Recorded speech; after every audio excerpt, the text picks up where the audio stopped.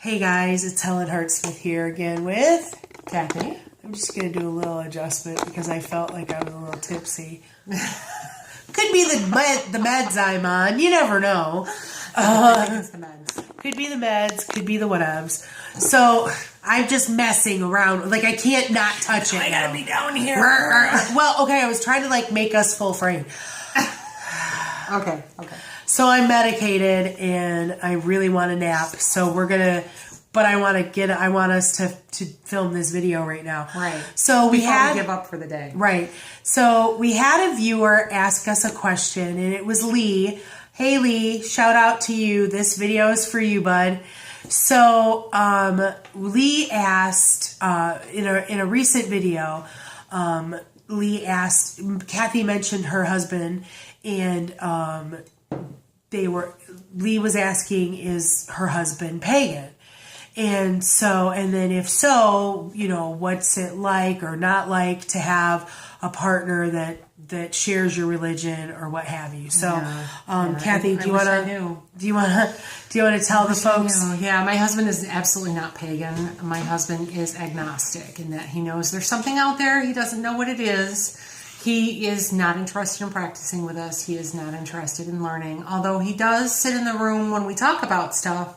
So he has picked up a lot more than I would have figured. Because every once in a while he busts out with something that's very applicable to what we're doing. Right. So he's very supportive. He is supportive. I can do whatever I want to do, and he's just not willing to participate, which is great. I have the best husband ever. He's very supportive of me, and anything that I go to do, usually once he gets past the shock of it, he's totally okay with it. So my husband is not pagan. I don't know that I know of a couple where the husband and wife are both pagan that is in our sphere. Right. I think that of our covenant sisters that are married, I think that all of their spouses are supportive. Or at the very least tolerant. Right. Of their religion. But no one participates. I mean, we've had various spouses here for rituals before, and of course they're down with feasting afterward. They participated to a greater or lesser extent. Right, exactly. But they do not identify as witches themselves. Or pagan. Right. So, but they've been super, super supportive. Even the roomie, who is the closest thing to a partner or spouse that I have, she's very supportive, and she's a lot like your husband in that she believes that there's something out there. She's just not sure what it is. So what does that mean? And that neither one of us come from a family. Both of our families a pagan are family. Not pagan. My family is emphatically Christian, and most of them Southern Baptist Christian. Oh my, isn't that fun? And so I think that I'm pretty sure that we've talked about this before. I think we have. I just don't know where. It might have been like on that 77 witch tag or something along those lines. But I know we've talked about things. So for you, are you in the closet with your family? No, I am not. I do not rub my family's face in it. However, my mom's trying to convert me. She's been trying to convert me since I told her I was pagan. So I try to emphasize that in my beliefs, all gods are the same God. It's just how you can view the God and how you can work with them. Right. And all religions have basic tenets that are really the same. Right. I mean, there's some variations, but it's all the same. Right. And she gets it to an extent, but we were at the doctor's the other day, and she's like, and I worry about her. I'm like, Mom, you don't have to worry about me. So it's kind of hard in that aspect. My sister knows that I'm pagan. We just don't talk about it. Right. So and then I know you've talked before about how when your dad was alive, oh God, you made the choice that she just wasn't going to tell him. No. No, it wasn't going to happen because he would have been extremely upset. And why burden him with that? It just wasn't... Right, because he wasn't going to change you. You weren't going to change him. And it was just easier to not say anything. Right. And my brother and I don't talk about it either, although we are Facebook friends. So if he doesn't know I'm pagan, then there's a problem with his functioning brain. Right. So, and there's some issues with that. He's raising my granddaughter, and I can't get her for weekends, mostly because they're concerned that I might, I don't know, take her out back on a full moon and perform spiritual sacrifices or something. I don't know. But we don't talk about it. Right. Which is fine. And as far as I'm concerned, I'm the only pagan in my family. My family's pretty supportive of things. I don't have anyone actively trying to convert me or anything else. I have some very strong Christians in my family. But luckily I've been able to have conversations with them about what's the difference between my belief and theirs and things like that. And it's all gone very well. For me. And now, I would of course, say that there could be something about that. Yeah, we haven't been disowned or anything like that. Right. And I'm sure that, it could very well be that when I'm not there, there's conversations of, I know there's Helen's going to hell or, what have you. Yeah, I know there's conversations when I'm not there. But as long as they're not confrontational to me, they're going to believe what they want to believe, and I can't change them just like they can't change me. Exactly. Now, if they were more confrontational, maybe I wouldn't have come out of the broom closet with them for them, like my dad, because I know my dad would have been confrontational, so I just didn't bring it up and I didn't tell him. Right. I don't. If my family was more rabid, I guess is the word. I would have to then make a choice. Do I tell them or live my truth, or do I stay in a broom closet? And that's kind of the gist that I, thinking about, what to say in a video like this. I think the biggest thing is we are not telling anyone that you have to come out of the broom closet or you have to not come out.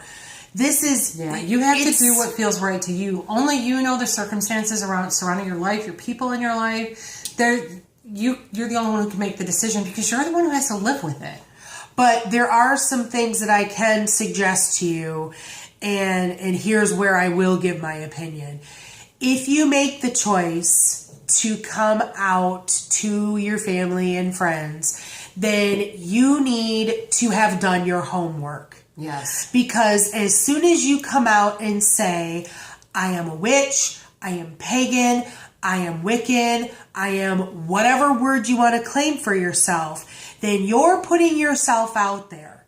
And you better damn well be able to answer questions. And defend your position. Right. So you need to know, like, what's the theology of what you believe in?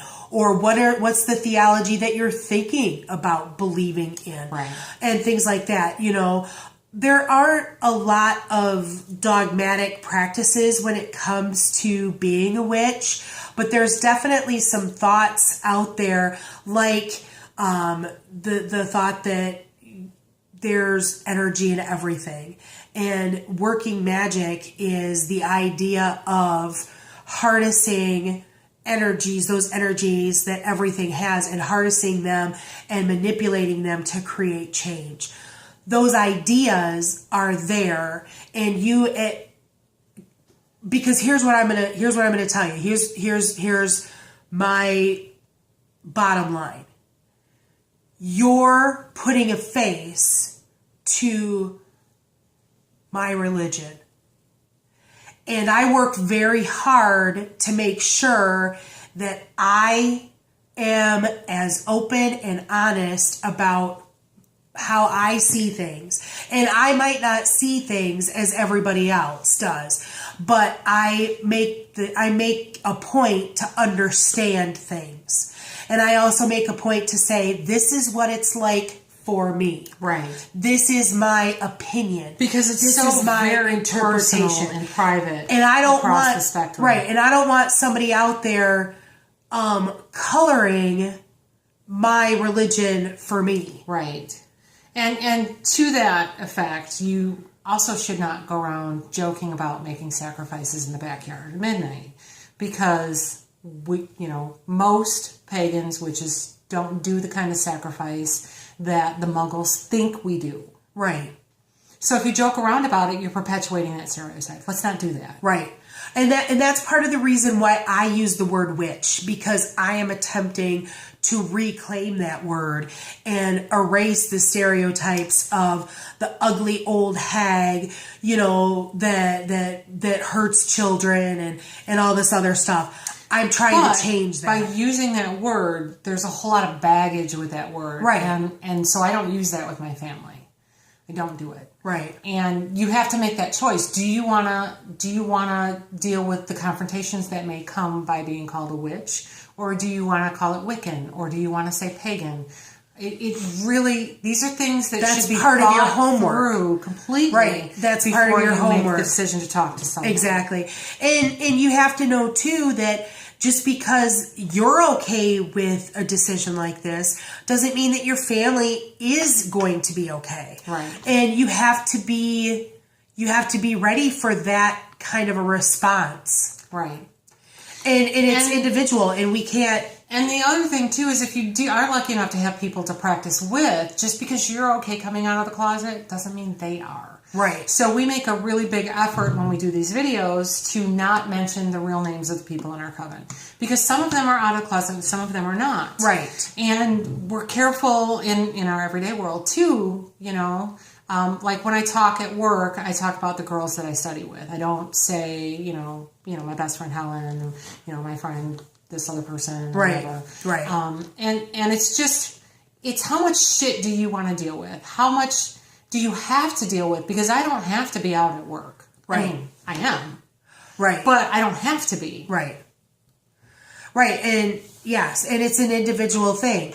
And we're open to sharing our experiences and stuff that's why we say, if you've got a question, make sure ask us. Yeah, because we'll talk about it. And that's what this video is. Or we'll say, I'm not comfortable talking about that. But I think as far as my practice go, I don't think there's anything that I'm nervous about speaking about. Yeah. But yeah, it's an individual thing, and it's something that you have to be ready for the consequences that may or may not come at you. So to go back to the significant other that practices with you or not. So I would hope that if you have chosen a significant other, that they would understand and love you enough to accept your choices. But that's not to say that you should bust out with, I'm going to be a witch and I don't care what you think. Right. There's ways to communicate, and I'm not saying that you should not be who you really are. Oh, especially with your partner. Right. Now, for me, I would really love it if my partner shared my religion. Because especially, I think I'm too old at this point. I'm probably not going to have children besides furry children. Listen, not everybody's had your experiences. But if I were younger and were still thinking about kids, I would definitely want a pagan husband. I mean, we don't have to have the same idea about everything, but I would at least like someone who's open to the idea of alternate spirituality. Right. Because I would want us to raise our children open. Pagan. Right. Not that we would make them be pagan, because if I had a kid that came to me as an adult and said, Mom, I want to be Catholic, or I want to be, this, that, or the other, then I would ask the questions, okay, well, why? What are you thinking? What are your thoughts? What have you learned about this religion? Right, have a discussion about it, and make sure that they have approached this with, an adult, mind. Thoughtful intent. And, as a parent, that's the only thing I could hope for. Right. But I don't think that's going to happen. That doesn't mean that I don't want a pagan partner, but, Right. I think that just if you don't have a partner and you want a pagan partner, where might you find one? I don't know. Why are you asking me that? Curious, Convocation? Convocation. So there are a number of conventions. There are a number of New Age stores that hold open rituals. Right. You can find yourself a Facebook group or an online group that does practices like Right. That has similar interests. Because we have our Circle of Hands group. There are several other groups that I belong to, Local groups, and not so local groups Right. on Facebook that I belong to. That is all about witchcraft and paganism. right? Leave yourself open for it. I mean, Right. and you don't have to have a pagan partner. It's nice if you have Right. one. I mean, I guess it would be. I'm not going to be that lucky, but I think I'm pretty lucky in the man that I have. So. Right. Oh yeah, you got a good one. I do. He's a good one. So I hope that we have effectively answered the question. So if you liked this video or learned something from this video, we would appreciate a thumbs up. Right.